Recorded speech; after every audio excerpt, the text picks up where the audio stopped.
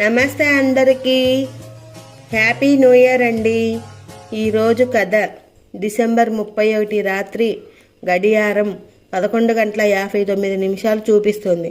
అందరూ count down మొదలుపెట్టారు. 10, 9, 8 అంటూ. అతను మాత్రం తన మొబైల్లో పాత ఫోటోలు చూస్తున్నాడు. ఫెయిల్యూర్స్, మిస్ అయిన అవకాశాలు, అసంపూర్తి కలలు. ఇలా ఆలోచిస్తూ ఉండగా అందరూ ఒక్కసారిగా హ్యాపీ న్యూ ఇయర్ అని ఆనందంతో అరుస్తున్నారు. కానీ అతని కళ్ళల్లో ఒకే ప్రశ్న, ఈ సంవత్సరం కూడా ఇలానే అయిపోతుందా? అప్పుడే అతనికి ఒక చిన్న ఆలోచన వచ్చింది. క్యాలెండర్ మారితే జీవితం మారదు, నిర్ణయం మారితేనే మారుతుంది. ఆ రాత్రే అతను పెద్ద ప్లాన్ చేయలేదు, ఒకటే నిర్ణయం తీసుకున్నాడు. ఈ సంవత్సరం తనను తానే మోసం చేయకూడదు, ప్రయత్నాన్ని వాయిదా వేయకూడదు, భయానికి లొంగకూడదు.